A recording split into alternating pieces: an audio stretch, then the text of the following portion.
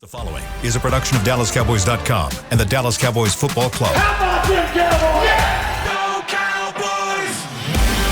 This is Girls Talk, Boys Talk, presented by Jigsaw Dating, preferred dating partner of the Dallas Cowboys, and broadcasting live from Dallas Cowboys World Headquarters at the Star. Now, your hosts, Christy Scales, Aisha Morrison, Nicole Hutchison, and Jess Navarez.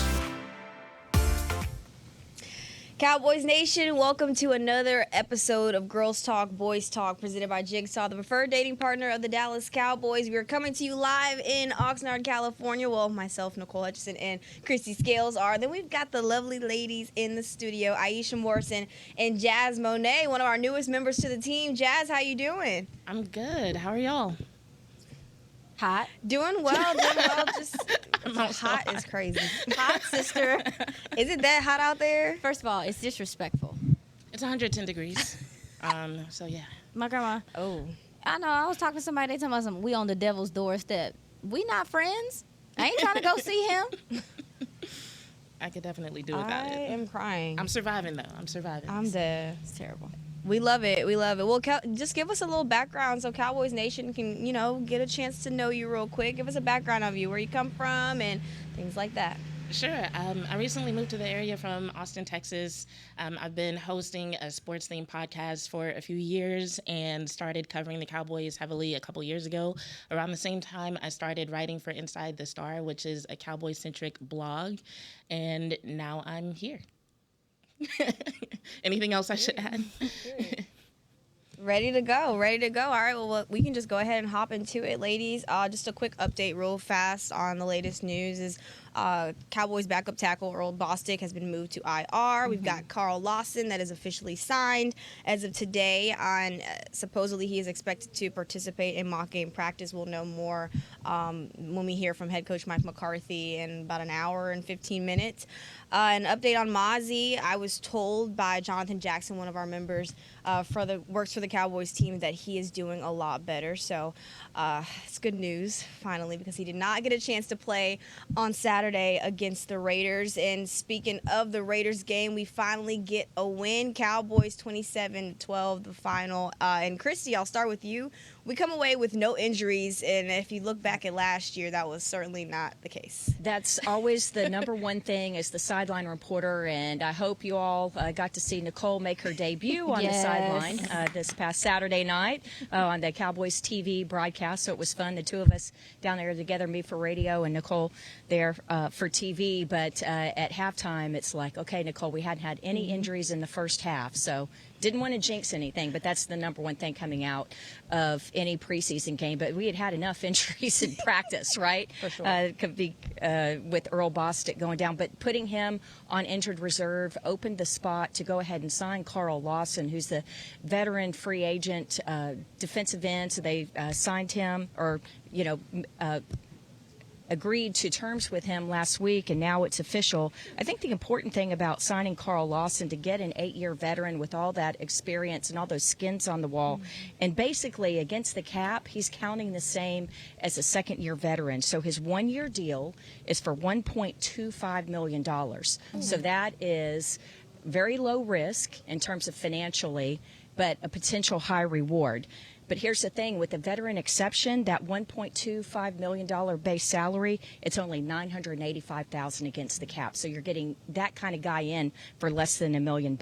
He does have incentives in his contract. So if he gets 5 sacks, that's going to be $125,000 in incentives. If he gets 7 sacks, that's going to be another $125,000. If he plays in 55% of defensive snaps, another $125,000. Plays in 65% of the snaps, another $125,000. We're up to $500,000 now if he's playing all that and getting all these snaps. And if the team makes the playoffs, another $500,000. So up to $1 million in bonus. So he could make up to $2.25 million. But only all of that incentive, that would be paid next year. This year, all he's counting is the $985,000 25. So, Nicole, that's really a bargain basement price for an experienced veteran. For sure, and you mentioned the sacks. Certainly something that this Cowboys defensive line needs, just getting pressure to the quarterback, especially with the loss of Sam Williams. We'll talk more about that in the second segment, but talk about this running back room, guys. We got a chance to see pretty much all the rest of the running back room, the 6 guys who are fighting for a position in that room on the depth chart. When you talk about Royce Connor, Deuce Vaughn making an appearance for the first time in about a week, I believe. They missed practice. But I'll start with you, Aisha. What did you like from that running back room? And, do you feel like the Cowboys have found answers in the run game so far?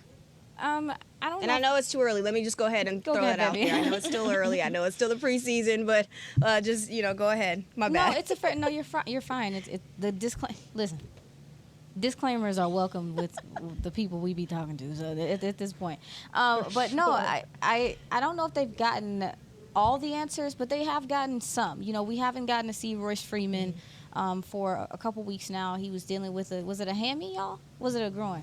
Was it a hammy? Groin. Deuce was hammy. Deuce was hammy. Yeah. Baby, they just keep. It's so many of them. So yeah, he was dealing with the groin injuries, kind of had him out. But you could tell from some of the things they were doing with him on special teams and his involvement kind of early in camp that they had a plan for him and some of the things they wanted to do with him. This is a big body.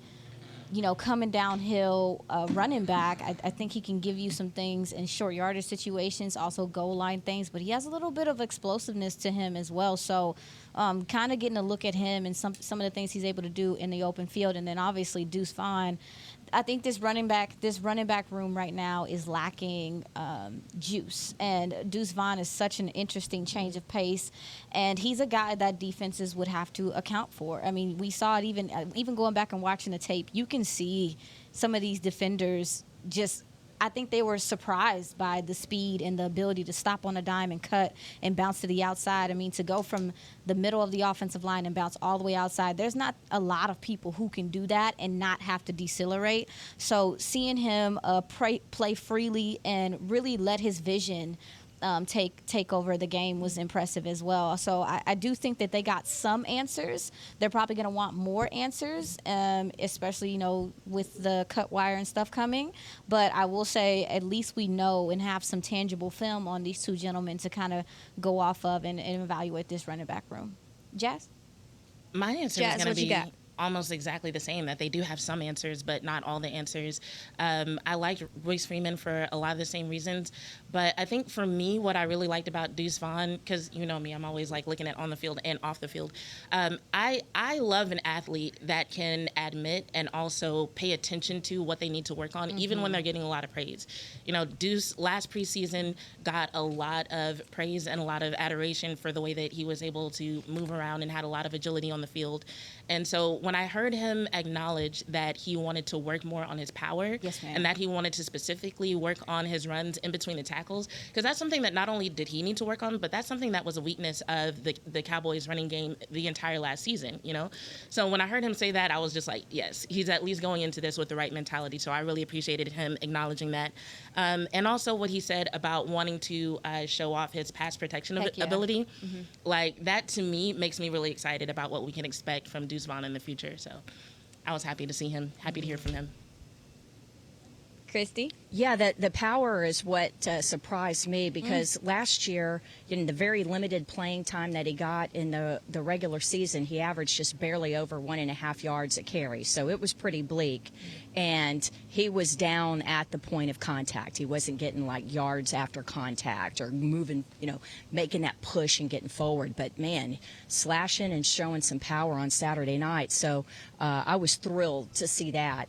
And Jazz, I think you nailed it when you said Deuce talking about the pass protection in the post game. So important. And I think they're really going to give him a chance to show that off on Saturday. We didn't really get to see him work too much of that Saturday night. But you're right. He realizes exactly what he needed to do in the offseason in terms of just a little more strength so he could have that power and get the yards after contact, and knows that he has to do the pass protection. But the one thing that we were told in the offseason is the implementation of Deuce Vaughn in the passing game and maybe putting him out wide, because we've talked about on the podcast where you want him in space, right? Well, you're not going to see that in preseason because Mike McCarthy and Brian Schottenheimer don't want to give anything away to opposing defenses as once we get into the regular season. So I'm not looking for that in this final regular season game. But yeah, I thought that of the top 2 or 3 people making great progress in week 2, Deuce was one of those 2 or 3 for me. Deuce Vaughn, 5 carries for 34 yards, average 6.8 yards per carry. I don't know. Maybe that's good. I think it's That's good. awesome. That's In the awesome. NFL, I don't know. That's awesome. Are you kidding? That's don't know. Pro Bowl material if you do that a lot. But it's also the distribution of snaps. So Deuce got 16 snaps. Royce Freeman got 15 snaps. Snoop Connor, we finally got to see him a little bit, 11 snaps. Malik Davis started the game, and he only had 14 yards on his 5 carries, but he was the starter. And then in the second half, it was Pete, the rookie from Missouri, that got the work. But it was great that as you're trying to answer these questions about the running back room, that each of them got that much work. And then, again, I think as Nicole mentioned, Rico Dowdle was sitting, so he and Zeke, coaches' decisions not to play. So great work for those young guys. Guys, I've got another question. Which of those guys made a better case in solidifying their spot as we head closer to roster cutdowns? Jazz, I'll start with you. Oh, no. Oh, no, it's crazy. No, I say oh no because that's a really tough question to answer. I feel like they both brought different things to the table that would be considered useful for the Cowboys. I'm going to just say I'm glad that I don't have to make that decision in real life because that's a tough one. In all honesty, I don't have an answer. Like, my heart wants to say Deuce, but I'm just like, I don't know. Royce has so many useful abilities. I can't. Well, real fast. Oh, then how about this one? Who's a guy who's, you maybe had high hopes of for coming into that Raiders game, but then you kind of saw their stock go down after their performance against the Raiders? Maybe that's a better one. You want me to say whose stock went down? Oh, man. And, like, for runners Man, or just I'm sorry. in general? Running backs. Running backs? Yep, just running backs.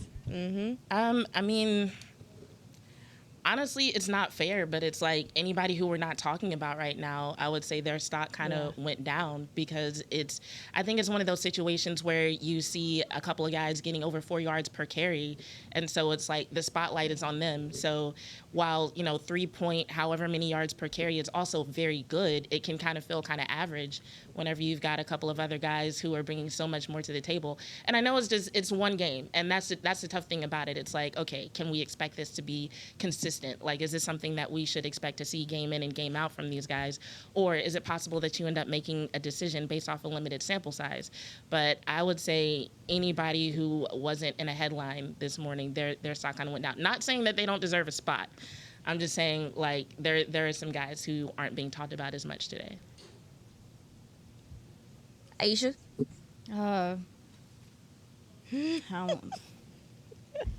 I ain't trying to stir stress no you out drama. today. I just, if you're one of those running backs that was out there today, well, on Saturday, does a lot of things like the one that you have on the roster right now that wasn't suiting up.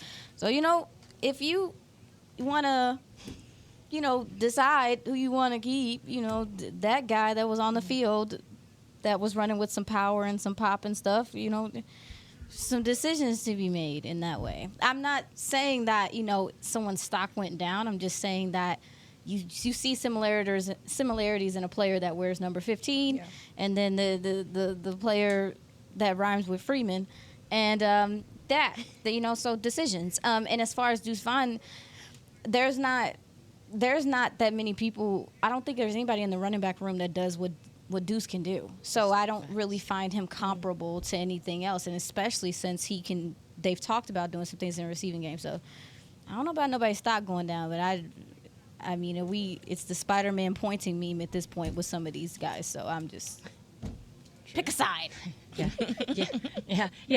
I agree. It's not what I'm saying? necessarily that someone's stock went down. Yeah, but like if Malik Davis is still here and the other guys like Deuce and Royce, where they finally get a chance to get some carries, and they come up. So, I think the thing about it's good news. It makes about the running back room. It's that it's making the decisions harder. And the other thing is, remember, the second we hadn't even mentioned Hunter Lipke, right? Because they know exactly what they have in Hunter Lipke. They don't need to see him in preseason. But the thing that it's hard to know how they did in coverage and blocking on special teams. So we need to talk to Bones Fossil about that, because if you're the second, third, and or fourth running back on the team, just like if you're the fourth, fifth, sixth wide receiver or the second, third, fourth tight end, you have to be a core contributor on special teams. So that's where one of the differences is going to lie. So I think we'll have a better idea later this week after we get to talk to Coach Fossil and see how people did on special teams. For example, the guy who's at the bottom of the depth chart at tight end, Alec Holler, 2 awesome plays and kickoff coverage down the field and just knock the snot out of the returner. So Holler is a guy that nobody's heard of, but when it comes to special teams, it was so obvious that he really helps himself and maybe helps secure a spot on the practice squad after a really strong performance on a couple of opportunities in kickoff coverage. Hey, Christy's talking about Alec Holler and knocking the snot out of people. How about this Cowboys offensive line? Talk about knocking the snot off the defensive line for the Raiders. Come on, Ding. Come on, Jazzy. Where is it? Where is it? That was pretty good. That was okay. so, She's not going to dang. Yeah, in football. Come on. They call them slobber knockers. Slobber knockers in football. Bill Bates, longtime Cowboy fans will remember Bill Bates. He always loved those slobber knockers on special teams. But no, I mean, let's talk about this O-line, guys. Cooper Beebe obviously starting at center. Tyler Guyton just absolutely playing phenomenal on Saturday. Do you guys feel that the Cowboys are in good hands with what this offensive line put on tape on Saturday? And again, let me put a disclaimer out there. I know it's the preseason, but with what you saw out of our twos, well, really, or some of our ones, Tyler Guyton, were y'all pretty satisfied with what they put on tape? And Aisha, I'll start with you. Baby, ask the Raiders starters. Because, I mean, you disclaimed with, it's just preseason, but, they decided to play their starters. They're trying to make some really serious decisions on both sides of the ball. So, I mean, it's, I went back and watched the game twice, and just the movement that some of these guys are getting using combo and duo blocks and working together, and their communication and getting to the second level and really, like, walling off. Like, there was even one play where it was Brevin Spanford, and it was Brevin Spanford, Tyler Guyton, and Cooper Beebe, and you literally see they look like a unit, just one, like a wall together, moving guys out the way. And we've talked about it on this show a number of times, is the fact that the run game for this team is intricate to their success. And not only stopping the run, but being able to run the ball, being able to control the clock. When you get into the playoffs, when it's cold, being able to do those things is going to open up your offense. So seeing these two gentlemen, these two young rookies come in and them starting to really shape into form, and you can see we lucked up a little bit. We got a really real look at them against starters on another NFL team, and they succeeded. They had success early in that game running the ball, and that's why we were able to see a Deuce do some things. That's why we were able to see a Royce Freeman do some things, and Malik Davis. So a lot of credit to them, and I guess we're going to run the ball down people's throat this year, y'all. I'm for it. I would love that. And love that. Everything that you just said is even more exciting when you think about the fact that not all the ones were even out there. Like, we like what we saw from Cooper Beebe and what we saw from those guys working as a unit, as you described. But imagine what it's going to look like when Tyler Smith is out there and when Zach Martin is out there. Mm-hmm. Like, I don't know how anybody could see what we saw on Saturday and not be excited about the O-line. And Cooper Beebe, I mean, he is just making a statement for short-arm O-linemen everywhere. He's like, how dare you try to drop my draft stock talking about I got short arms. Like, what is that supposed to mean? Like, the way that he's getting to the second level. And did you see the play where he, like, knocks down one guy and then, like, the other guy tries to jump over and he just, like, pushes him down? He's like, yeah, this is what short arms will do to you. So I mean, I love it. And then Tyler Guyton, I really like what I'm seeing from him. Once again, I got to talk about on and off the field, because I love the mentality that he seems to bring. Obviously, I haven't spoken to him directly, but one of the things that I noticed about him was that, like, he does, like, this kind of pushing thing whenever he redirects guys, which is effective because of his size and his force, right? But obviously it's not exactly what you want to see all the time. And I noticed, like, in the fourth quarter, like, late in the game, he started, like, changing up how his hands were moving and latching on a little bit more. And so to me, that says coachability and the willingness to change, like, even mid-game. So I'm excited not only by what we saw, but what's to come from these guys because of how coachable they are and how much improvement that we've seen just from game 1 of the preseason to this weekend. Yeah. Aisha, what did you see from Awesome Richards playing inside at guard? Christy, you know me too well, sister.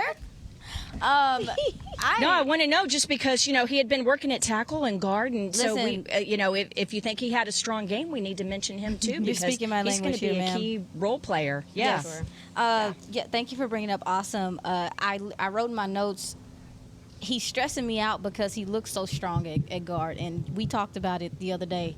Tackle is what you really need right now when you talk about depth. But he's so much more comfortable inside right now. Because one thing about Awesome coming out is that he has the ability to mirror and stay in front of edge rushers. He has the feet, but he wasn't redirecting guys well enough. That initial punch wasn't strong enough from him, and a lot of people were worried about his power. Now, what he's done, as Jazz was just talking about, what he's done is gone to the well. He's put on some extra muscle, shored up his technique, and they've put him inside. And I think that him being able to play inside allows him to not have to think so much. Because when you're out there on that edge, you're on an island. It's a lot more that you have to do, and it's a lot more ground that you have to cover, right? So for him, I saw clean feet.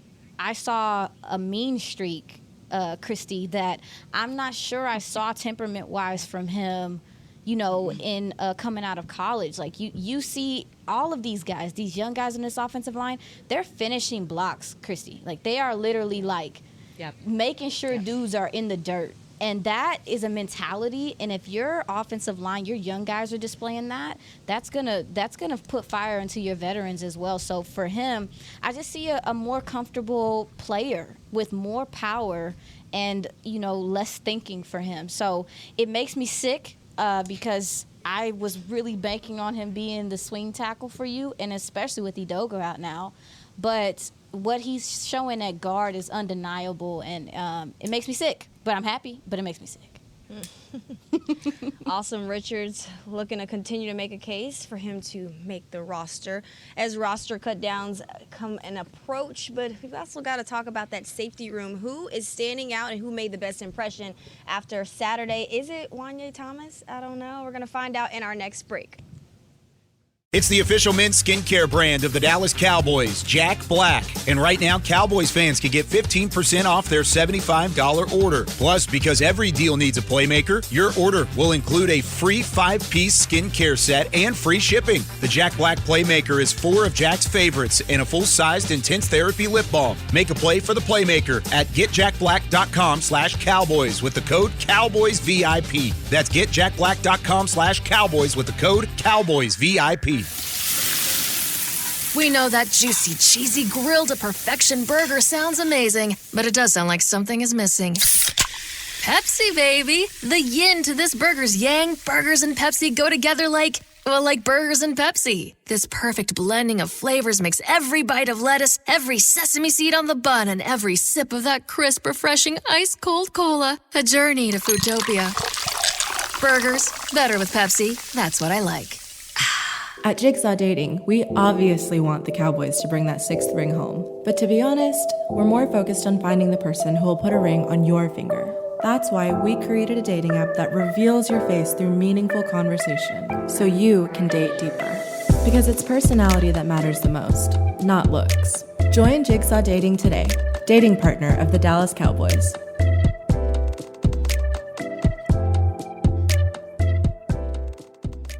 The Dickey family always mandated that the only Polish-style sausage worthy of their restaurant must have high-quality coarse ground beef and pork, rich spices, and fresh natural casings. We still serve it to this day, and it's so popular, Dickey's sausage has been named the official sausage of the Dallas Cowboys. The perfect matchup on game day. Dickey's Barbecue Pit. No one outsmokes us. Order at dickeys.com. For groups, call 866-BARBECUE. Dibs on the ribs.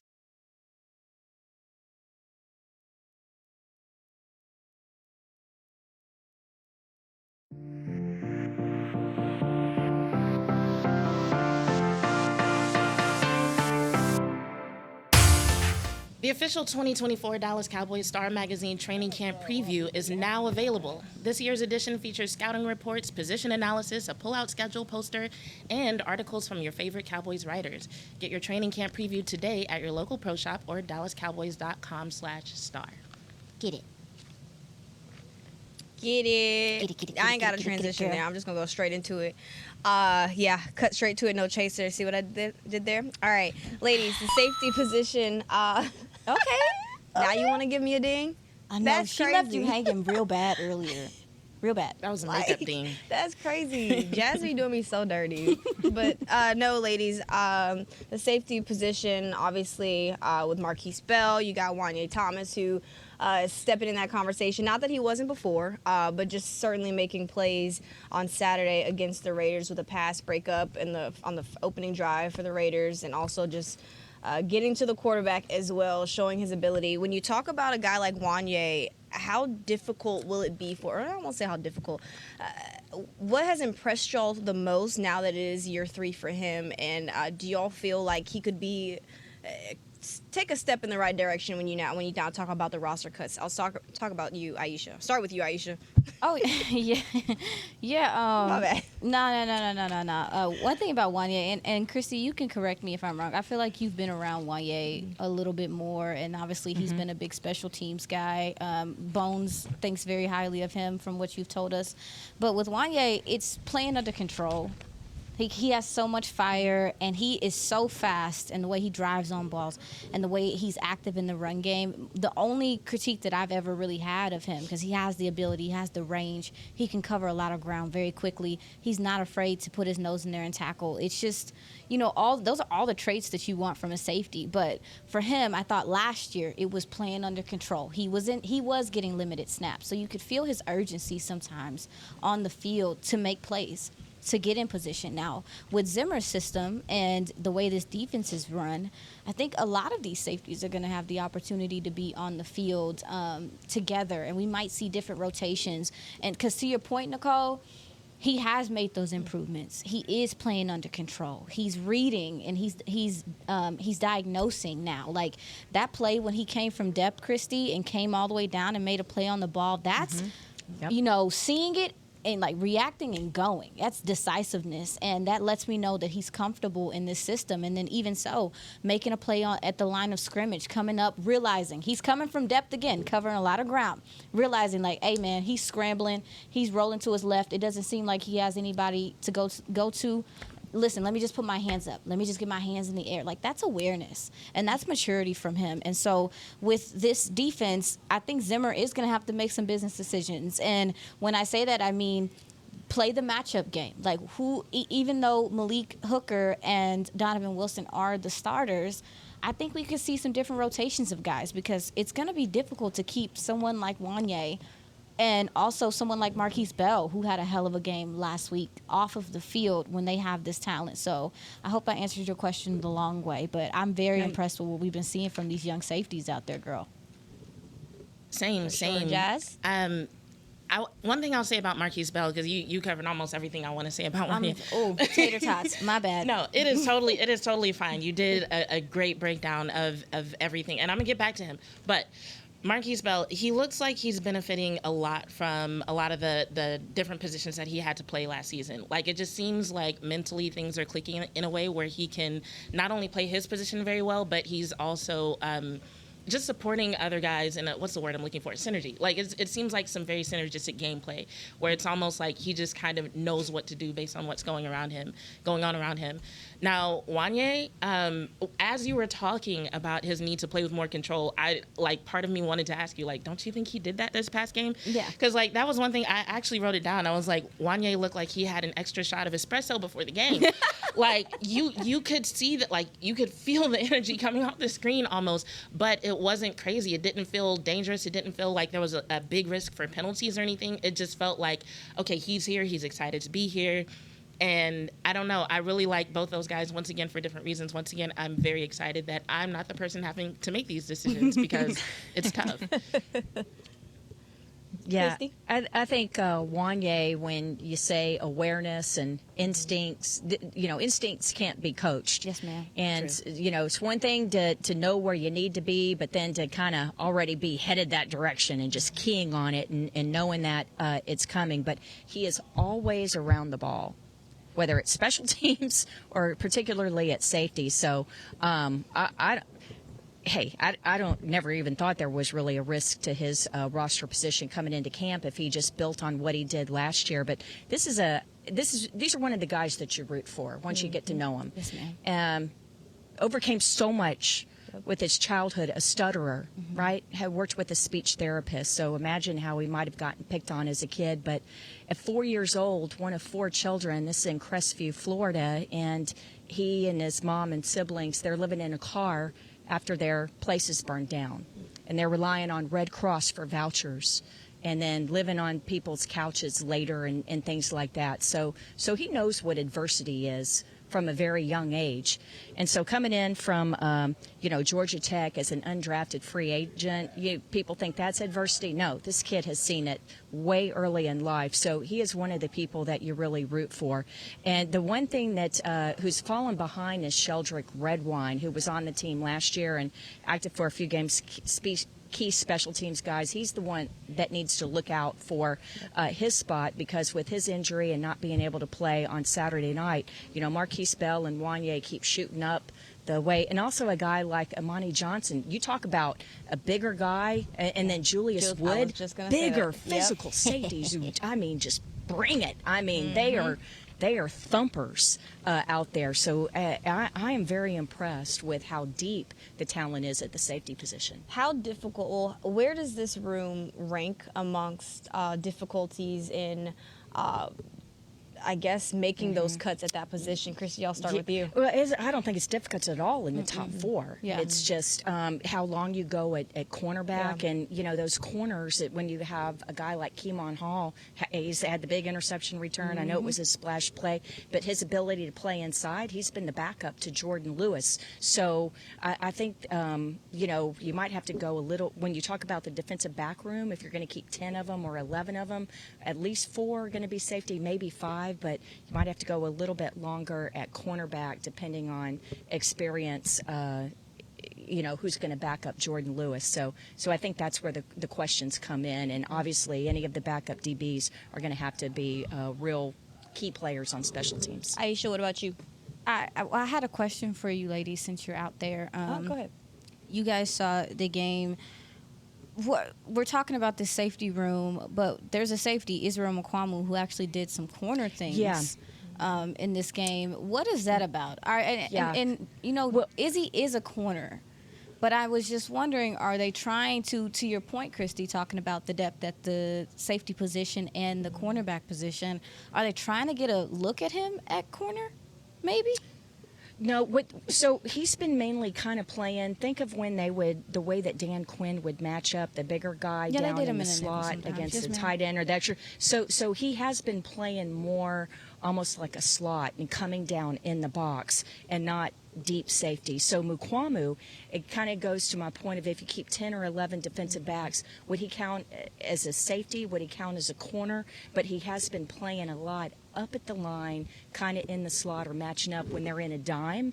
And you have Jordan Lewis taking one slot and then Mukwamu the other, or Mukwamu, just coming out. He's gotten work inside in the nickel, and then when they have 2 nickels, doing the dime. So he's gotten a lot of work that way. Thank you. No problem. Ladies, we didn't get a chance to talk defensive tackle talk real fast before we take our next break. Justin Rogers, we got a better look at him now that, with the loss of, or with the absence of Mozzie Smith and Jordan Phillips. We'll start with Justin Rogers. Aisha, what'd you like from him? I wrote down he's steadily getting he has a steadily strong anchor at the point of attack. So, he's just able to sit down on guys and deal with, not being moved, not being driven back. I did feel like, he can get turned at times when his feet aren't set, but I think he has good play temperament, and he has a natural feel for the position overall. Like, some guys you just see play DT, and it's just like, oh, yeah, that's a DT. You know what I'm saying? Like, that's a nose. And I will say, differently than what we saw from him in college, it looks like he is like displaying a little twitch. Am I tripping, Christy? Just a little bit of like being able to get upfield, and he's just a little lighter on his feet than I expected. Have you seen that as well, Christy? Really more when they have the one-on-ones, when they have the pass rush drills. Yes, ma'am. Yes, but with the caveat that he's going mostly against the second and third teamers. Oh, no, that's fair. When he's doing that. But yes, I do agree with your point, yes. Yeah, but I walked away, to answer your question, Nicole, I walked away looking at this DT room and what it is right now. Obviously, Mozzie didn't play. Saw some better things from Huggins. We know he had a pretty tough week with everything going on from the practice, and then also too, I didn't think he performed well last game. So this past game, I felt like he showed kind of why they brought him here and what he could do. And then Jordan Phillips, he got off a plane, rode off the plane, and decided he was going to play football, Christy. That's how we doing things. And the thing about Phillips is he had been in camp with the Giants, so it's not like there's a ramp-up thing like when you sign a guy off the street where you need to give him a few days to get acclimated. So he was already in football shape, and when you're playing the three technique, not that it's not difficult, but it's not like quarterback, hey, learn a new offense. They could get him out there. The goal was to give him about 15 plays coming in, and help me, Nicole, I think he ended up with about 11 plays, if that's correct. So just under that target. But, but that's why they were able to put him out there immediately, is because he was already in football shape since he had been in camp for 3 weeks, albeit with another team. Christy, real quick, actually a question for you. You saw him play at the one technique and three technique. Do you see him playing a little bit more of the one technique, or do you see him being that backup behind Osa Odigizua? I think initially, and probably on the depth chart, he'll be listed behind Osa. Okay. But I think it depends how well Mozzie and Justin play at the one. Let's be real honest. And so many times when especially when you get in the regular season, when you're in the nickel, and think about last year when they would move like Chauncey Golston inside, and kind of go with more the pass rushers, and you take out the Mozzie Smiths of the world and the bigger, or the Justin Rogers of the world, and go with the guys to get more of a pass rush up the middle. So I think Jordan Phillips is actually going to get a lot of work, mainly at the three, but some at the one. Well, we're going to go ahead and take our second break. And up next, we're giving our gold stars from week 2. Make sure to stick with us right here on Girls Talk, Boys Talk, presented by Jigsaw, the preferred dating partner of the Dallas Cowboys. We'll be right back. The Dickey family always mandated that the only Polish-style sausage worthy of their restaurant must have high-quality coarse ground beef and pork, rich spices, and fresh natural casings. We still serve it to this day, and it's so popular, Dickey's sausage has been named the official sausage of the Dallas Cowboys. The perfect matchup on game day. Dickey's Barbecue Pit. No one outsmokes us. Order at dickeys.com. For groups, call 866-BARBECUE. Dibs on the ribs. We know that juicy, cheesy, grilled to perfection burger sounds amazing, but it does sound like something is missing. Pepsi, baby! The yin to this burger's yang. Burgers and Pepsi go together like burgers and Pepsi. This perfect blending of flavors makes every bite of lettuce, every sesame seed on the bun, and every sip of that crisp, refreshing, ice-cold cola a journey to Foodtopia. Burgers, better with Pepsi. That's what I like. At Jigsaw Dating, we obviously want the Cowboys to bring that 6th ring home. But to be honest, we're more focused on finding the person who will put a ring on your finger. That's why we created a dating app that reveals your face through meaningful conversation, so you can date deeper. Because it's personality that matters the most, not looks. Join Jigsaw Dating today, dating partner of the Dallas Cowboys.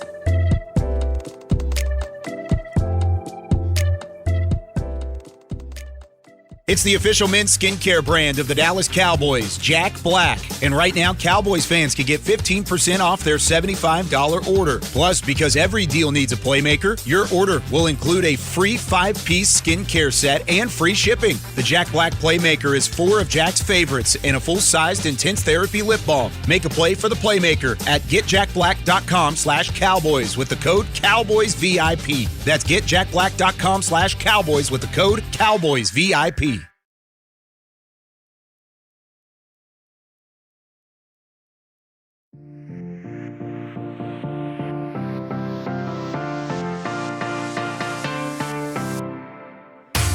Cowboys Nation, Dallas Cowboys United, presented by Globe Life, is now exclusively in the Dallas Cowboys app.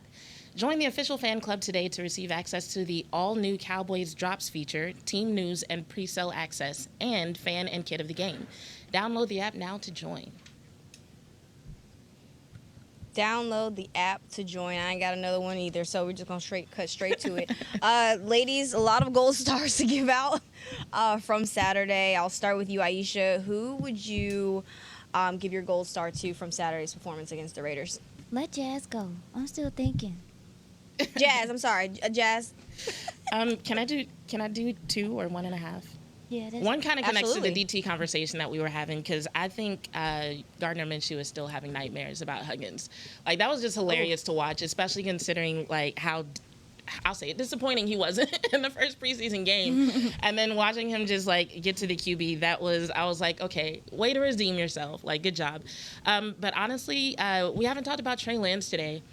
And while he does still have a lot to work on, the improvement that we did see and the increase in his confidence, I feel like deserves a little bit of recognition, just because I expected to see those improvements, right? But I don't think I expected to see so much improvement from one week to another, mainly in terms of his confidence and how comfortable he looked.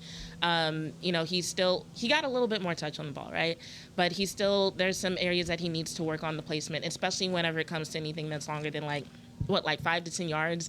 And I almost feel like I see what it is, right? It feels like whenever he sees open space, but there's like a defender between him and that open space, he gets kind of nervous, a little bit hesitant, and so he's like, nah, I'm not going to do it. And he, just ends up going to like either that first read or just whoever's closest or whatever it is that he's thinking. But he did look more comfortable, more confident, and I feel like I want to acknowledge those improvements in his game. So shout out to Trey. Because we do that here. Love it. I'm ready Hello. now. Aisha? All right. Go ahead, girl. Yes. It has to be the DN rookie Marshawn Nealon. Giving that starting Come left on. tackle over there for the Raiders some hell, y'all. I mean, and Christy knows, like, you don't always see young edges specifically come in and have that power, that grown man football power immediately. And he just plays with so much leverage, so much fire. The motor is insane, because even on the play that Wanye got the pick, Wanye had the deflection, Marshawn Nealon literally gets pinned inside. He gets pinned inside. He took the wrong read to start. So he gets pinned inside. He thinks they're running the ball. He spins out, goes all the way behind the freaking formation, and is right next to Wanye when Wanye is, deflecting the ball down. You can't teach some of the effort that he shows on the field, and I'm so excited to have someone opposite of Tank Lawrence that is going to have the same tenacity in the run game. That's going to show that same fire, and he's also starting to give you a little shimmy and a shake when you talk about rushing the passer. So, yeah, Marshawn Nealon is my gold star. I mean, he was everywhere to start that game. Christy? Well, since y'all stole mine, I'm a Steeler. I'll go DB with Keemon Hall. I mean, the 69-yard interception return for a touchdown. He's been playing so much. Again, he's been the backup to Jordan Lewis in the slot corner, playing the nickel corner. That is such a hard position to play, so crucial. And he may have played his way into a spot on Saturday night with that catalytic play. But the reason why he gets my gold star is, some of you may have heard this, but if you've not, this is so delicious. After the game, he was asked, when's the last time he had a pick six, scoring a touchdown on an interception return, and he mentioned college was the last time he had done it. So later in the same post-game interview, it's, do you remember who the pick was? And he says, well, is Jerry Jones's grandson. So University of North Texas is playing University of Arkansas. And he said it was John Stephen Jones, that's Jerry's grandson, that's Stephen Jones's son. It was only like his second pass attempt in college, and Hall picks him off and takes it in for the score. So we said, well, have you talked to Jerry about it? He says, first week of camp, I started to walk up and mention something about it, but I decided not to. So anyway, but I'm going to go with Hall because of so many people that you've mentioned already had great games, but he may have done the most for actually securing a roster spot thanks to a catalytic play. A guy I wanted to talk about was Marshawn Nealon. Thanks, Aisha. No, but I think you talk about his run-stopping ability. That was something that, obviously stood out on tape when the Cowboys drafted him. So we knew that he was bringing that to the table. But I think for me it was his thirst to show and determination to show that he can also be a pass rusher. And I think that he can be so disruptive off the edge. So I think that he's a guy that I'm going to give my gold star to. Who is a surprise guy, a surprise standout from the Raiders game for you guys? And I'll start with Christy. Okay, a surprise standout. Well, I was just glad to see, actually I would say awesome at guard, just because, not so much a surprise, but he had been moved around and having to play tackle, but to go in and play guard against that first team, and I know we've already talked about him in the earlier segment, but that's what made my heart happy out of all these guys to see what they did. I was really impressed since he had been moving around. For him to finally kind of play mostly at one spot, I thought I was pleasantly surprised at how dominating he was at time on some of those plays. Jazz? I'm looking through my notes to see if I have somebody that we haven't talked about already. You're good. Yeah, I guess as far as surprises go, like Huggins' performance was a little bit of a surprise for me. As well, maybe I'll go with Phillips, just because I did not know a lot about him before the Cowboys got him. So seeing him go out there and playing as many snaps as he played, and then seeing him do like so much 3-tech stuff, that kind of stuff was a surprise to me. So I was like, oh, okay. What it made me think of was, I don't remember what coach said it, but it was sometime last season. A coach was asked about bringing new people onto the team, and their response was something, and I'm paraphrasing, but it was something along the lines of, we're not always looking for a guy to replace a guy, but we're just looking for someone who has skills and abilities that we can use. And so when I saw the way that Phillips was used and the way that he was playing, that's what I thought of. I was like, okay, so he's not like a Mozzie substitute, but clearly he has a lot of skills that are going to be like really beneficial to the defense. So that was a pleasant surprise for someone like me who wasn't as familiar with his game. I like what I saw. I like that. Aisha?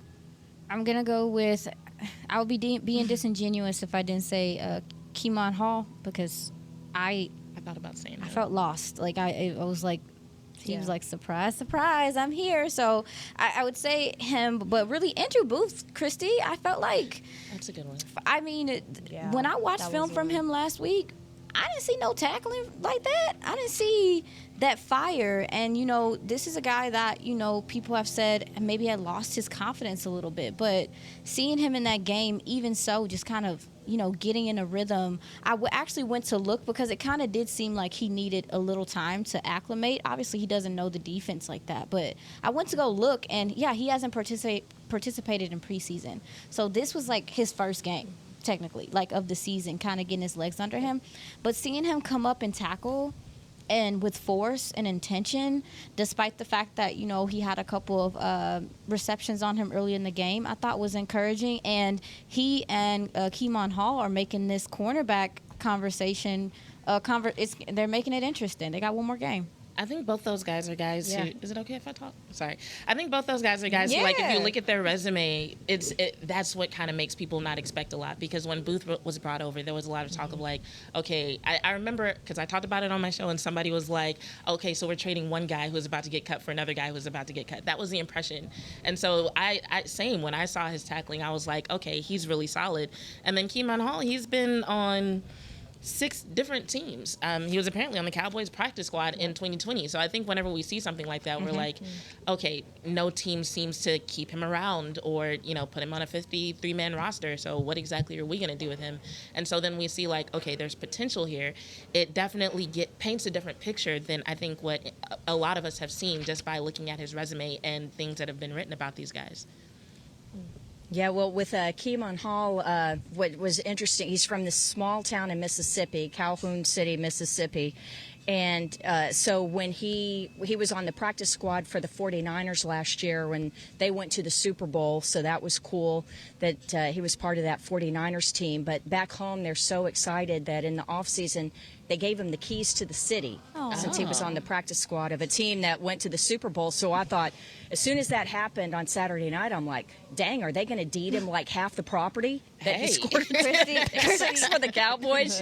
So anyway, hey, they're proud of him, and they have a right to be. He's a new mayor. You guys talked about Jazz and Aisha talked about, Keelan Hall and Andrew Booth's willingness to tackle. That's honestly credit to Al Harris, right? Because not only are you a ball hawk for this team as a cornerback, but you've got to have that willingness to tackle. So that's something that in just a short amount of time that he's been here, that both of those guys have been here, you can tell the difference from those guys as well. But ladies, this has been fun. Yes. This has been fun. This is actually our final show from training camp. We will resume back on schedule on Monday in studio. I believe on Monday. The schedule will be going out, I believe, by Derek Eagleton, our boss. But this has been fun, so I'm going to go ahead and wrap up for Aisha Morrison, Jazz Monet, Christy Scales, and Nicole Hutchison and myself. We'll see you all next week. This has been a production of DallasCowboys.com and the Dallas Cowboys Football Club. How about this, Cowboys? Yeah!